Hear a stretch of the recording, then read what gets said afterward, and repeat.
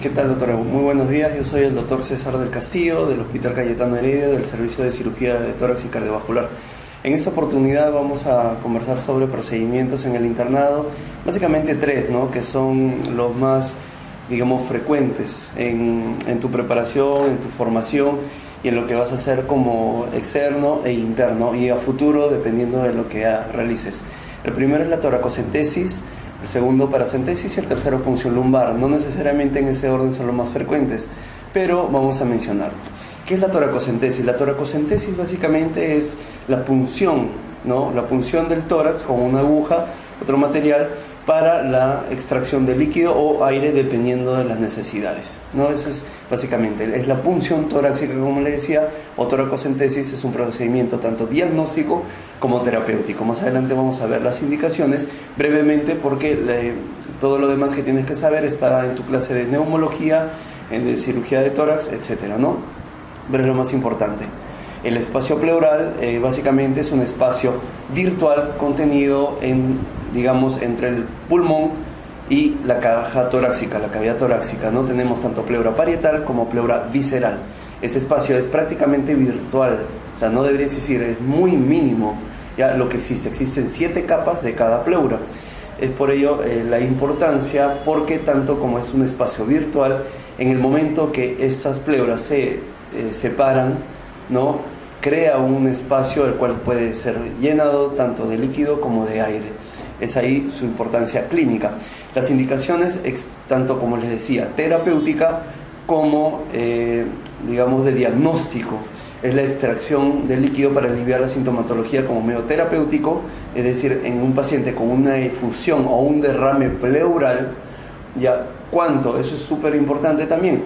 La capacidad de un pulmón básicamente son 3 litros, entonces ustedes tienen que recordar que las vértebras son dorsales, la pneumotecnia sería dorsales de 3.000 mililitros, entre 12 sale un promedio de 250 mililitros por cada espacio o cada vértebra o espacio intercostal.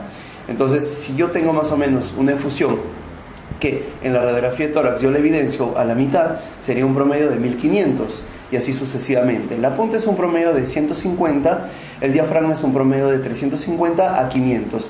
La mitad es 1500, ya se llamaría masivo si es más de 1500, o bueno, en su totalidad sería una efusión de 3 litros, ¿no? Es la importancia. Como le decía, eso puede ser terapéutica, la extracción de líquido o de aire cuando tenemos un neumotórax. Obviamente esa es una de las indicaciones, un poco, urgente, ¿no? Y la obtención demuestra una toracocentesis diagnóstica. Para eso tenemos que saber, una vez que hayamos realizado la toracocentesis, dentro de los diagnósticos vamos a tener 2 grandes grupos. Existen muchas clasificaciones, pero la más antigua, más utilizada, que te va a venir en las preguntas, en los exámenes y en las rondas que tú realices, tanto en tu formación como externo, interno y más adelante, son los criterios de Light. Los criterios de Light nos van a dividir el líquido en 2 grandes grupos, transudado y exudado, dependiendo de si tiene una gran cantidad de proteínas o no las tiene, y las características. Obviamente es la relación entre el LDH pleural y el suero, la relación de proteínas en el líquido pleural y el suero, y el LDH en líquido pleural. Un transudado, la primera relación LDH pleural-suero es menos de 0.6, mientras que un exudado es más de 0.6.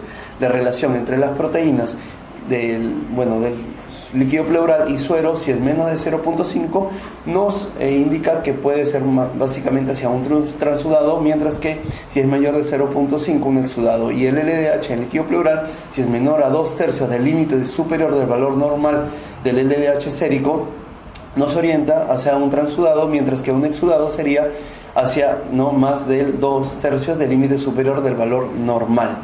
Ejemplos del transudado, básicamente los órganos grandes. ¿Cuáles son los órganos grandes? Corazón, riñón, hígado, etc. Las 3 causas más importantes de una efusión pleural transudado es básicamente eso.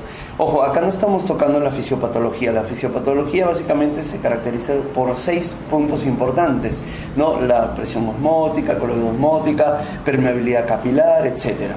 Eso es básicamente los criterios que nos orientan hacia cuáles son potencialmente las causas, ¿no? Y tenemos un exudado que básicamente sería tuberculosis, cáncer, artritis reumatoide, etcétera. Infecciones, súper importante en la empiema es un exudado, ¿no? Materiales. Para empezar eso de materiales, ¿cuál es la importancia? Yo tengo un paciente, y esto es de ahora en adelante, ¿no? Importante saber que el paciente es quien tiene, ¿no?, esta patología. A veces no puede pasarnos, el paciente no es. Digamos que uno dice, uy, este paciente amerita, el médico, no, el asistente en este caso, te indica, sabes que realizarle una toracocentesis al paciente de la cama 5. Y vas a la cama 5 y de repente te cambiaron la cama. No, tienes que asegurarte el nombre del paciente. 1, 2, que sea la patología que es la que vas a realizar tu procedimiento. Es decir, si tiene una efusión pleural y tú vas a hacer una toracocentesis, que verdaderamente tú te cerciores de que tenga esa efusión pleural. No que me lo dijeron, que me lo contaron, no. Tú mismo vas a hacer y tú eres el responsable de este paciente y la patología, ¿no? Que, bueno, el procedimiento, en este caso, el cual vas a realizar. Tercero, tu clínica manda. Súper importante, puedes tener miles de exámenes, pero la clínica, en las guías ya está descrito, evidentemente es nivel de evidencia 1A, que todo tiene que ser con ecotacto. La toracocentesis, como vamos a ver, la paracentesis también, en su efecto, pero tienes que tener la palpación, percutir, etcétera, ¿no? Los 4 pilares fundamentales en el examen clínico, a grandes rasgos se podría decir. Cuarto, sumamente importante tener en consideración que todo tiene que ser bajo un consentimiento informado. Tú no puedes decir, señor, y ya, sin decirle nada, sin explicarle nada y sin que el paciente se haya dado cuenta o te haya entendido, porque también tenemos que hacernos entender de yo voy y punzo. No es así. Tienes que explicarle y tienes que darte cuenta y verificar que te haya entendido. Y si en su defecto él no puede, porque la patología lo tiene incapacitado o discapacitado, tienes que conversar con la familia más cercana, no con todo el mundo, no, la familia directa al responsable. Pasado esto, tú tienes que tener en consideración que lo más importante en este caso no solo es el paciente, sino es tu seguridad. Es importante tener en cuenta que tienes que ver también qué patología de fondo tiene el paciente. De repente tiene hepatitis, de repente tiene sífilis, de repente tiene VIH, etcétera, una enfermedad contagiosa. Tienes que ver que tengas todo al alcance. Evidentemente, muchos de los hospitales, institutos, clínicas no son comparables, no vamos a trabajar bajo la misma, digamos, perspectiva, las mismas condiciones laborales. A veces no tenemos nada. Es bonito que yo te describa qué necesitamos acá. Vas a ver que te voy a describir que entre los materiales necesitamos digamos, una aguja especial, necesitamos aguacates especiales, pero a veces no lo tenemos, ni siquiera un par de guantes. Pero siempre es tu seguridad y medidas de bioseguridad. Una cosa es lo que tenemos y otra cosa es lo que se debe hacer. Tú tienes que aprender lo que se debe hacer y cómo se debe hacer. Pasado este tema, los materiales básicamente son un par de cosas nada más. Prácticamente para los 3 procedimientos vamos a necesitar lo mismo, medidas de bioseguridad, gorro, mascarilla, mandil. Esas 3 cosas son fundamentales para bueno, en este caso el interno externo que lo vaya a realizar, un cirujano o médico, ¿no?, internista, etcétera. Esas 3 cosas fundamentales, medidas de bioseguridad. Y el resto son materiales, digamos, más especializados. Tenemos la solución, que puede ser alcohol, yodo solución, yodo povidona espuma, gasas. Necesitamos lidocaína, que es el anestésico a elegir en estas circunstancias, ¿ok? Y para el caso de una toracocentesis vamos a necesitar agujas para punzar inicialmente, para colocar la anestesia, a boca, llave de triple vía, un catéter especial puede ser, ¿ok? Y un reservorio, puede ser una botella de cloruro, puede ser un frasco, puede ser una botella de vidrio, lo que tengas a la mano, idealmente estéril. Pero si no lo tienes, bueno, es lo que tenemos a la mano, como te repito, ¿no? Eso básicamente sería lo más importante. Y unos campos, siempre campo fenestrado, que tiene una fenestra, es decir, unos agujeros y un campo, ¿no? La técnica es sumamente importante, que no solamente cómo lo voy a hacer, lo hago viendo, no, repitiendo, no, sino que tienes que tener una base fundamental. El tórax, básicamente, describimos unos puntos importantes que tenemos de izquierda a derecha, de arriba hacia abajo. Vamos a ver la línea esternal. El esternón es, digamos, me va a partir el tórax en 2 grandes mitades, ¿no? En mi tórax derecho y mi tórax izquierdo. Tengo el esternón, por donde pasa todo lo que es posteriormente la columna, el espacio de las columnas en la región dorsal, y por la parte anterior me va a dividir el pectoral, ¿no?, en dos mitades. Luego tenemos, como podemos ver, la clavícula va a ser otro punto fundamental. Tenemos del esternón, dividimos la clavícula y va a ser la línea medio clavicular. Esa me va a dividir ya en dos regiones más pequeñas, ¿ok? Línea media clavicular interna y externa.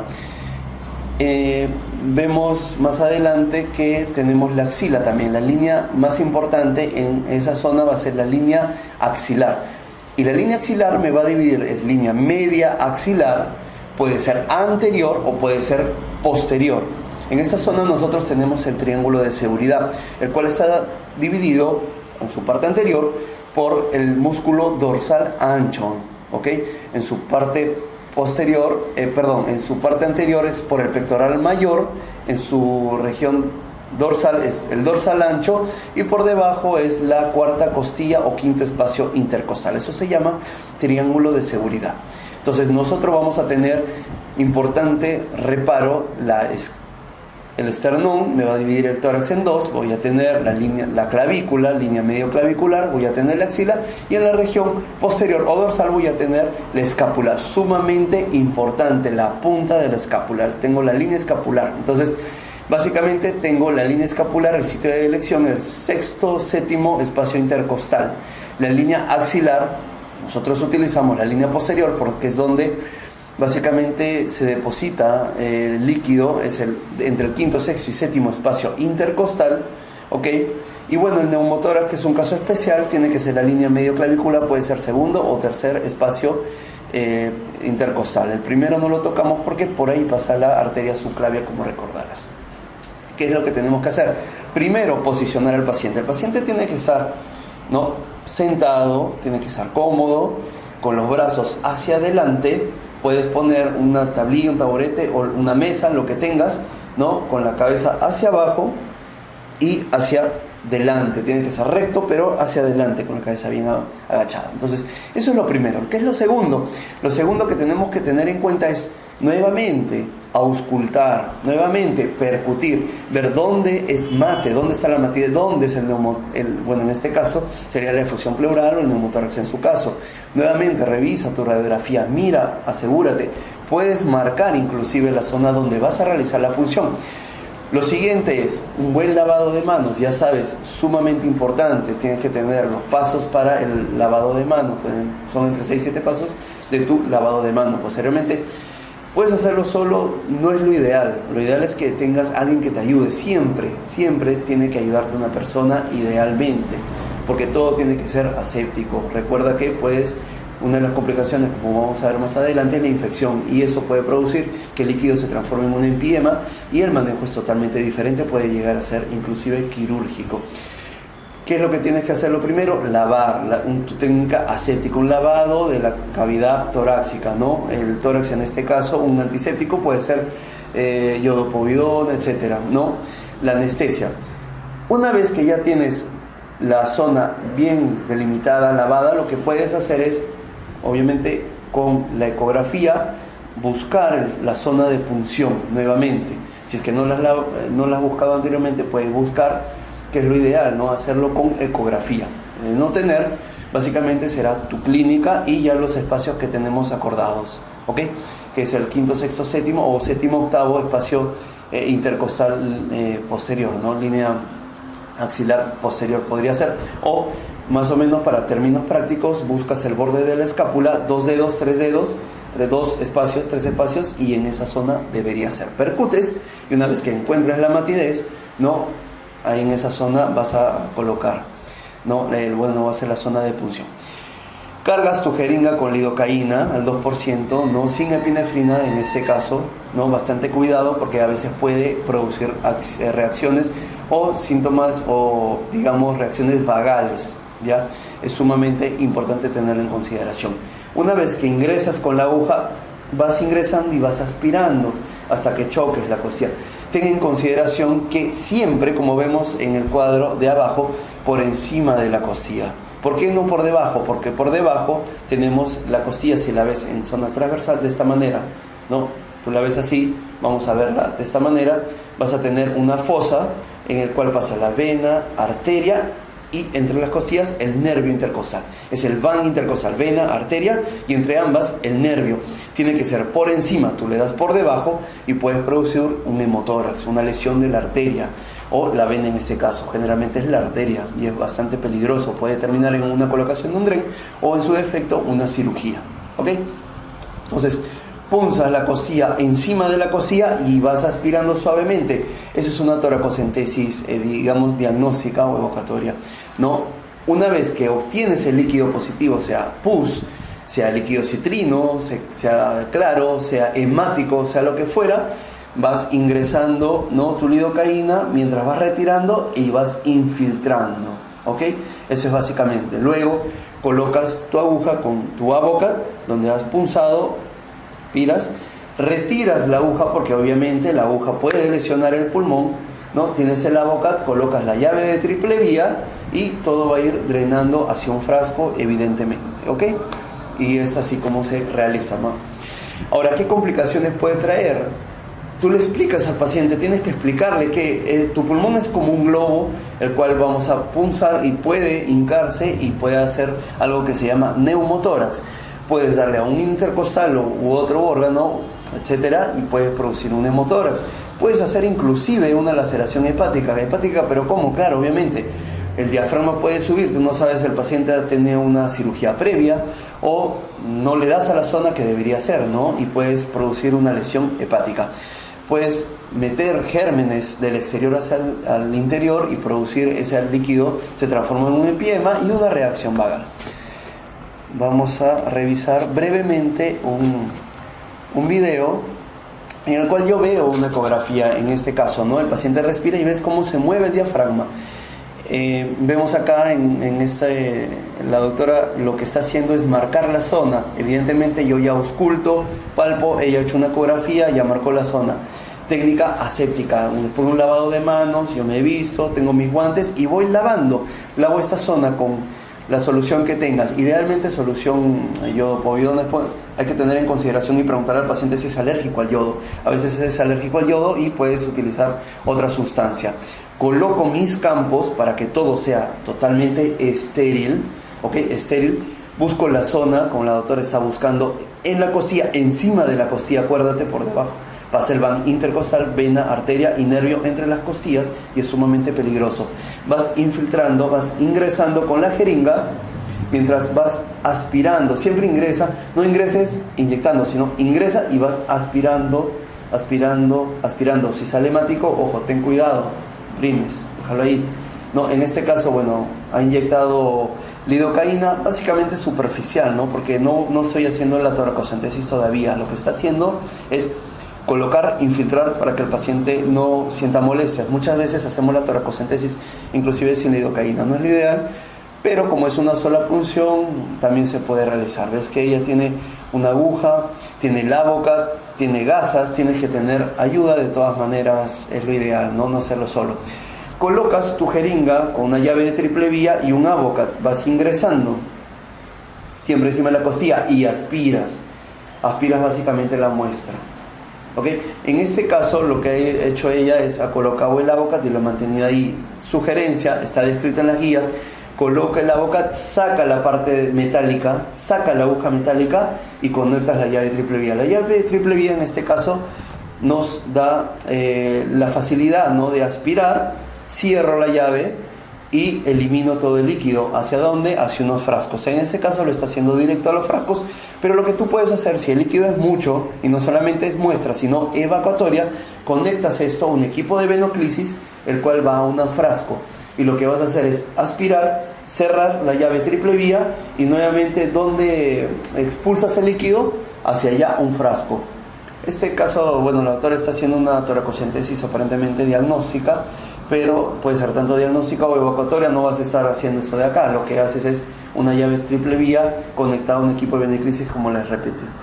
Tener en consideración también que la muestra tenemos que tener frascos, ¿no?, para esta de acá, ¿no? Básicamente eso sería el procedimiento. Luego se coloca se retira la aguja, una gasa compresiva y un apósito para que no tenga ningún problema. Sumamente importante, después de hacer una toracocentesis, toma una radiografía de tórax. No siempre se hace, pero si lo tienes al alcance, si lo tienes a mano, toma una radiografía de tórax para evidenciar que no haya ninguna complicación. ¿Ok?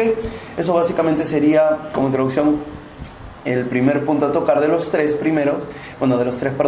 Tenemos ya la toracocentesis, que ya brevemente has visto cómo se realiza, qué es lo necesario, cuáles son las indicaciones a grandes rasgos. Vamos a pasar en segundo punto a la paracentesis. La paracentesis es la punción, ¿ya? La punción del abdomen, no en cualquier parte, vamos a ver también en qué zona, para retirar líquido ascítico en este caso. ¿Ok? La paracentesis es una técnica invasiva que mediante una punción percutánea abdominal nos permite evacuar líquido de la cavidad peritoneal. Eso también es diagnóstica y terapéutica en este caso. ¿Ok? Las indicaciones, dos fines principales, como les repetía. Diagnóstica, para el análisis del líquido ascítico, para saber a qué me estoy enfrentando. Puede ser una peritonitis bacteriana espontánea, puede ser un cáncer, puede ser una cirrosis, puede ser muchas cosas. Entonces puede ser solamente terapéutica. Diagnóstica, mientras que también puedo hacerlo para evacuatoria terapéutica, como complemento a tratamiento médico. Yo puedo tener una cirrosis, le estoy dando diuréticos, pero necesito disminuir la cantidad de líquido, ¿no? Indicaciones, acá tenemos toda ascitis de reciente comienzo que ingresa al hospital. Es decir, yo tengo un paciente que no lo conozco, no tiene historia de nada, y me viene con un abdomen batraciano, le hacen una ecografía y encuentro líquido libre. Oye, vamos a ver qué es. Entonces es diagnóstica, ¿no? Esa es la primera indicación. Ascitis a tensión que origine insuficiencia respiratoria, sea refractaria a tratamiento, acompañando lesiones pasivas de hígado, etcétera, un cáncer, por ejemplo. ¿Ok? Recordar que tanto la toracocentesis como la paracentesis son en el contexto de un paciente que tiene síntomas. Yo tengo un paciente que tiene síntomas, se ahoga, oye, vamos a drenarle el líquido, va a mejorar. Yo tengo un paciente que también me produce síntomas en una gran cantidad de líquido ascítico, también vamos a drenarlo, ¿no? Eso es terapéutica. Una ascitis que cursa con deterioro clínico, fiebre, hilo intestinal, encefalopatía, etc. Una ascitis que asocia signos de infección, una peritonitis bacteriana, leucocitosis periférica, etc. Para diagnóstico, saber qué es, necesito saber qué es lo que ha pasado. Sospecha de hemoperitoneo también. Contraindicaciones, trastornos graves no corregidos, un CID, etcétera, ¿no? Una obstrucción intestinal, una infección de la pared abdominal, que eso es más o menos relativo, porque habría que ver dónde también puedo colocar, ¿no? A veces tengo cicatrices, lo movilizo 2 o 3 centímetros debajo, ¿ok? Relativa es que el paciente no colabore, cicatriz quirúrgica, como les digo, puede ser en otra zona, peritonitis bacteriana espontánea, infección de la pared abdominal, embarazo, colecciones pequeñas. Entonces, los materiales, como les repito nuevamente, tengo un paciente que me llega a la emergencia, está en piso, etcétera. Ustedes como externos internos van a realizarlo muy a menudo. ¿Qué tengo que ser el paciente? Lo primero, que sea la enfermedad que vamos a tratar en este caso, o buscar el diagnóstico, etcétera, ¿no? Entonces, eso es lo primero. Lo segundo es, mi clínica. Lo tercero es buscar la mejor posición para el paciente y tu comodidad. Saber qué otras patologías tiene, VIH, hepatitis, etcétera, ¿no? Sumamente importante, no solamente es protegerlo a él, sino protegerte a ti. Medidas de bioseguridad. Le hago una ecografía, si es que no lo tienes a la mano, por lo menos pide que sea una ecografía con marcaje. O sea, ya el paciente viene al ecografista, te hace la ecografía y te lo marca. Lo ideal es que sea la ecografía y en esa zona yo punzo bajo visión directa, pero si no se puede ser con eco marcaje o eco guiada, ¿ok? Lo siguiente es, nuevamente, tu gorro, mascarilla, mandil, guantes. Tienes que tener tu campo fenestrado, tu sistema de drenaje, gasas, ¿no? Tu solución para limpiar en este caso, y lo demás ya, bueno, son jeringas, es el catéter nuevamente, tu llave. Bueno, en este caso no necesito tanto una llave triple vía, pero sí la podemos utilizar. La técnica, colocar al paciente en posición, una supina o de cúbito. Vamos a lateralizarlo hacia la zona izquierda, ¿ok? Y identificar la zona de punción. ¿Dónde es la zona de punción? Existe una zona en la cual, imaginaria, entre el ombligo y la espina ilíaca anterior superior izquierda. Yo la divido en tres cuadrantes: superior, medio e inferior. Entonces, ¿dónde va a ser la zona de punción? Entre los 2 tercios internos y el tercio externo. Más o menos en esa zona es donde yo voy a punzar, ¿ok? ¿Para qué lateralizo al paciente? Para que todo el líquido vaya hacia la zona inferior izquierda, ¿ok? Y en esa zona yo voy a punzar. Así como yo tenía los criterios del AI, también hay una clasificación del gradiente entre la albúmina sérica y la albúmina acítica, ¿no? El GASLA. Entonces yo tengo el gradiente mayor, es la relación entre el gradiente albúmina sérica y acítico. Gradiente mayor a 1.1 gramos por decilitro me puede dar una idea de que puede ser unas enfermedades como cirrosis, hepatitis alcohólica, citis cardíaca, mixta, síndrome de Budd-Chiari, mixedema, entre otras. Mientras que si el gradiente es menor, un cáncer, peritonitis tuberculosa, una citis pancreática, biliar, síndrome nefrótico, rotura linfática posquirúrgica súper importante, un infarto o obstrucción intestinal. Este es el GASLA, ¿ok? También es antiguo pero sumamente utilizado. Como complicaciones, sangrado en la zona de punción, perforación visceral, sumamente importante. Si tiene cicatrices, no le des a la cicatriz, puede haber bridas, adherencia, ¿ok? Idealmente una ecografía si tiene cicatrices, o 2 o 3 centímetros por debajo, puede ser una infección. Igual que hacia un empiema en el tórax, también puede ser una peritonitis, ¿no? O de los gérmenes de afuera hacia adentro, puede ser una fístula o peritonitis bacteriana espontánea, como les comentaba. Vamos a ver un video brevemente. Yo tengo ya al paciente en decúbito lateral. Lo que van a hacer en este caso, bueno, lo ideal es que sea en abdomen izquierdo, en la zona izquierda. En este caso lo están haciendo derecho. Asumo que, bueno, por otra causa, ¿no?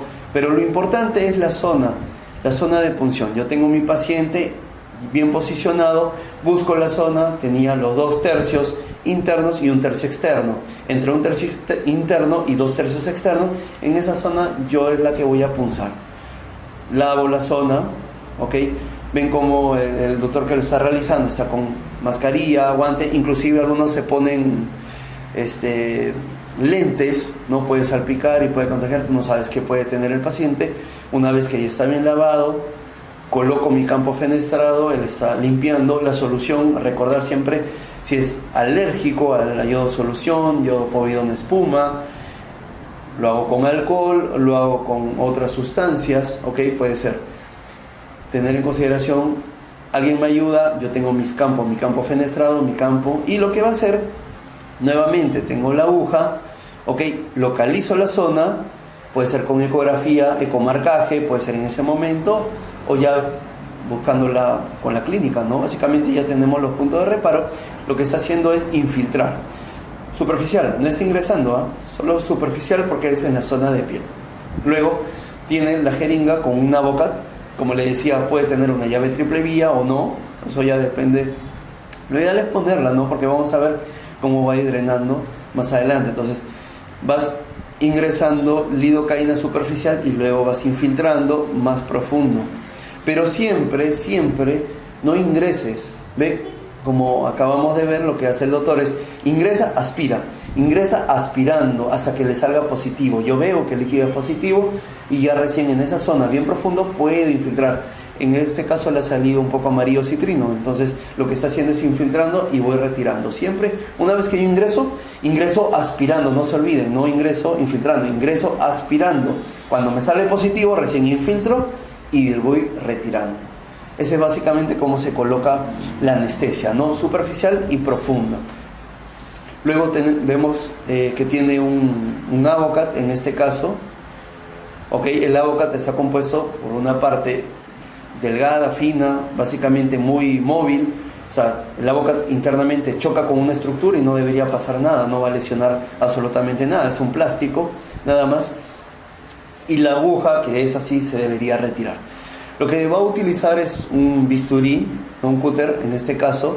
Ahora vamos a ver, es para ampliar la zona nada más de punción. No necesariamente tenemos que utilizarlo, ¿ya? Puede ser, la punción puede ser directa, o lo que está haciendo es para no dañar tanto, digamos, la piel, para hacer un ingreso más fácil, más sencillo, ¿no? Está haciendo un pequeño corte encima de la punta para tener más accesibilidad, pero no necesariamente tenemos que utilizar eso, ¿ok? vemos cómo va ingresando y aspirando, va ingresando y va aspirando. Una vez que salga positivo, como lo tenemos acá, el doctor ya ha obtenido el líquido citrino bien amarillo.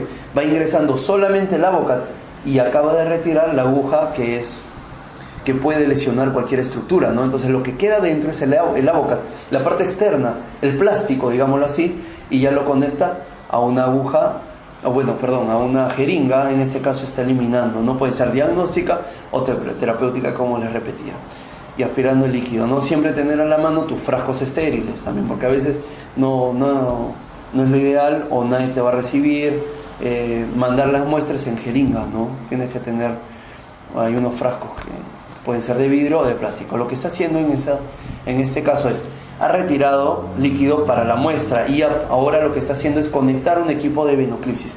El venoclisis es lo que se utiliza para colocar el suero, ¿no? Uno pone el suero y cae a la vena, ya, igualito, es el equipo de venoclisis que están utilizados para pasar medicamentos, etcétera. Lo que vamos a hacer es, una vez que el Avocat ya está dentro de la cavidad peritoneal, del abdomen, coloca el equipo de venoclisis, se tiene una llave en la cual yo puedo abrir y cerrar, ¿ok? Para yo manejar cuánto líquido voy a retirar, si retiro o no, se mantiene ahí.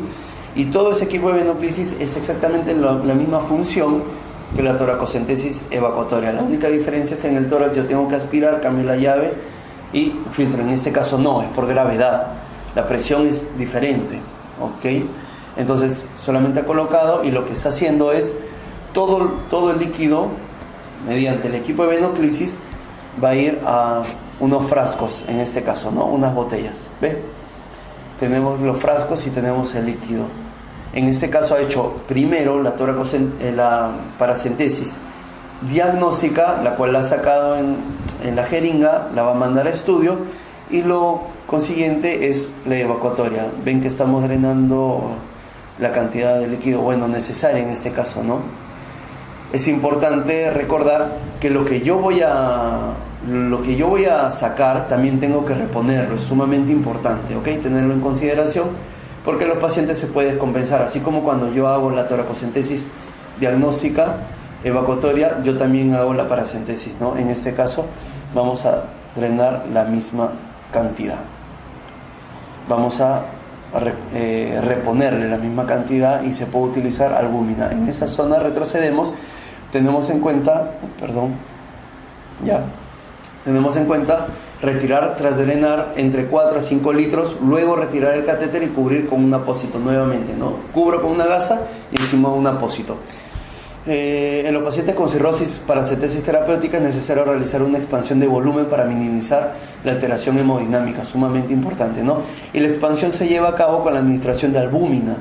Para estos casos sí se utiliza albúmina, ¿no? En caso de extracción de menores de 5 litros se puede utilizar otro tipo de expansores. Ese es el segundo procedimiento que estamos revisando el día de hoy. El tercero, para finalizar, sería la punción lumbar. La punción lumbar, vamos a ver las dos posiciones más frecuentes, las dos posiciones en las cuales se realiza. ¿Y qué es? La punción lumbar o PL consiste en la introducción de una aguja, nuevamente una aguja, dentro del conducto raquídeo, en la región lumbar, con el fin de dejar salir el líquido cefalorraquídeo, tanto para medir presión, ¿okay? Que es lo que se hace, medir la presión. Puede ser, en este caso sí, la punción lumbar tiene 3 fines, a diferencia de los 2 previos, que son diagnóstico terapéutico, ese es diagnóstico terapéutico, y como manejo, cuando vemos que hacemos una colocación de un catéter, ¿no? En la zona epidural, raquídeo, etcétera, se hace muy similar, ¿no? Ese es el procedimiento. Indicaciones: sospecha de infección de sistema nervioso central, sospecha de enfermedad cerebral degenerativa, por ejemplo la esclerosis múltiple, síndrome de Guillain-Barré, para confirmar que sea, ¿no?, el Guillain-Barré, estudio de cefalea refractaria, tratamiento, diagnóstico de hemorragia subaracnoidea y diagnóstico terapéutico de enfermedad cerebral de origen hematológico. Materiales: nuevamente tenemos los materiales, hay materiales generales que son básicamente las gasas, son los guantes, es el mandil, el gorro, la mascarilla, incluso te puedes poner visores, te puedes poner lentes también, la lidocaína, cosas muy básicas, ¿no? Tenemos una solución espuma o el antiséptico que vayas a utilizar. Tienes que tener los frascos, no te olvides, frascos para muestra, tu campo fenestrado, tu campo abierto, apósitos, venda adhesiva. Y en este caso vamos a utilizar, bueno, la jeringa y una aguja, calibre 22, una aguja especial. Es un trócaro, es una aguja de punción lumbar con una guía de calibre número 25. Es una aguja para punción lumbar especial. La técnica es, puede ser el paciente en posición fetal, lado derecho, izquierdo, es irrelevante, pero con la cabeza, ¿no?, casi pegada al pecho, casi como si la cabeza del paciente fuera hacia el abdomen y las rodillas hacia el pecho, es decir, la cabeza hacia el pecho, las rodillas bien flexionadas en posición fetal. En esta zona tiene que estar bien posicionado el paciente. Estoy explicándote la posición que está, posición fetal echado, ¿no?, a nivel de la cresta ilíaca y el espacio entre L3 y L4. Lo ideal es L4 y L5, ¿no?, pero vamos a ver más adelante que puede ser L3, L4 y L5, entre esa zona. ¿Para qué es esto? Para que los discos intervertebrales se abran, permitan la apertura, ¿no?, para poder yo llegar al espacio. Básicamente para eso es. Esa es una de las posiciones. La otra posición es el paciente sentado. Lo ideal no solamente es una camilla, no le pongas abajo, si va a estar sentado, una almohada, no, algo recto, tiene que ser rígido. ¿Para qué? Para que el paciente esté bien recto y la cabeza, a diferencia de la toracocentesis en la cual uno hace esto de acá y bien recto, en esto de acá el paciente tiene que estar casi la cabeza llegado al pecho, para que nuevamente los espacios, los discos intervertebrales se abran y me permitan ver la posición. Igual, L3, L4, L5, idealmente L4, L5, ¿no? En esto es para los pacientes deshidratados, muy obesos, con escoliosis, espondilitis anquilosante, los cuales obviamente no lo vas a echar. Es muy difícil mantenerlo y sostener la cabeza bien pegada en posición fetal, ¿no? Y las rodillas, los muslos bien pegados al pecho. Complicaciones: sepsis local, que se haya hecho una infección en la zona bien localizada, cefalea postpunción, que es bastante frecuente, herniación de la médula espinal, que es muy raro, sangrado local, meningoencefalitis purulenta e infección iatrogénica del disco intervertebral y un hematoma. Vamos a ver en este caso la posición es zona fetal, nuevamente eso es independiente de derecho izquierdo, ¿no? Pero la cabeza tiene que estar bien pegada hacia el pecho y los muslos bien pegados también, yendo como hacia el abdomen o tórax. En este caso nuevamente vemos el doctor está con gorro, mascarilla, puedes usar guantes, puedes usar visores o gafas, tus guantes estériles, ha hecho la limpieza, ¿no? Ya ubica la zona más o menos, está tocando la espina ilíaca. Básicamente yo busco y trazo una línea y a nivel de L5, L4 o L3, L4, en esa posición lo que está haciendo es colocar la anestesia. Vemos que la anestesia es superficial en este caso, no está infiltrando, no está inyectando primero solamente, igual que la toracocentesis, paracentesis y la punción lumbar. Lo que vas a hacer es infiltras nada más superficial y luego ya va ingresando. Una vez que el paciente está en posición fetal, ya está todo listo, bien pegado para que se abra el espacio intervertebral, los discos se aperturen, ¿no?, se separen más. Cosa que ya una vez que yo ingreso con la lidocaína superficial, voy ingresando con la lidocaína más profundo. Ojo, nuevamente, nunca ingresar e infiltrar, siempre ingresar aspirando. Y voy retirando, cuando me voy retirando, voy saliendo, voy infiltrando. Una vez que ya tengo localizado, bueno, ya está la anestesia, tanto superficial como profunda, va ingresando con la aguja, ¿no? Uno va sintiendo, tú vas a sentir el espacio. Esta aguja es especial, viene con una guía, ¿ok? Viene con una guía para no lesionar, ¿no? Para ubicarte. No es tan débil como una boca que teníamos, que era un plástico, para no lesionar. Por eso es que hay que tener bastante cuidado. El doctor ha ingresado al espacio, saca la guía y ves cómo va saliendo, ¿va? Es líquido cristal de roca, que es lo que describen, ¿no? La semiología muy antigua, etcétera, describe que es cristal de roca. Entonces uno va movilizando, va tanteando, va buscando, siempre preguntándole, tanto los 3 procedimientos que tenemos en consideración. Nuevamente les repito: señor, señora, ¿todo bien? ¿Se siente bien? ¿Cómo está? ¿Mareos, náuseas, dolor, alguna molestia? Siempre preguntándole, siempre en comunicación y siempre explicándole al paciente qué es lo que estás haciendo, ¿no? En este caso, lo que ha hecho el doctor es retirar para diagnóstica. Luego tú puedes colocar con un manómetro, esfingomanómetro, colocas en esa zona de la boca, o en este caso es la aguja especial, elevas y vas a ver hasta dónde llega, hasta dónde llega la presión. Para términos prácticos, en el hospital, etcétera, de repente no lo tienes a la mano, fácil, colocas tu aguja, va cayendo, agarras un equipo de venoclisis, lo conectas y lo pones hacia arriba. Hasta donde suba, tú lo vas a marcar, el equipo de venoclisis. Hay unas reglas especiales, o en internet, etcétera, tú te guías más o menos de acuerdo a la altura, cuánto va a ser la presión. Entonces, tú ya con tu equipo de venoclisis marcado, desconectas, buscas, ¿no?, cuál es la altura y esa va a ser tu presión. Esa es para medir la presión, ¿no?, en este caso. Y nuevamente, una vez que yo tengo ya para el diagnóstico los tubos, etcétera, retiro suavemente, comprimo, ¿no?, una gasa, limpio, ¿no?, toda esa zona, comprimo y le pongo un tegadero, un apósito transparente, y eso básicamente sería todo, ¿no? Y bueno, básicamente eso es lo en breve, en resumen, creo que lo más importante es revisar los videos, ¿no?, para ver nuevamente cuál es la técnica. Los pasos, si se dan cuenta, puede ser tórax, puede ser abdomen, puede ser en la región para la punción lumbar, pero siempre tenemos que ser ordenados desde que yo conozco a mi paciente, sé cómo se llama, sé que tiene ese diagnóstico, qué es lo que voy a hacer, el consentimiento informado. Conocer al paciente no es solamente, ese paciente, no. Ver si tiene otra comorbilidad, súper importante. Me puedo pinchar, me puedo hincar. Si te sucede eso, ir inmediatamente a ver al médico a cargo, al residente, al asistente que tenga a cargo todo el servicio, el piso, ¿no? Y ver cómo lo solucionamos, ¿no? Te van a hacer las pruebas correspondientes, etcétera, ¿no?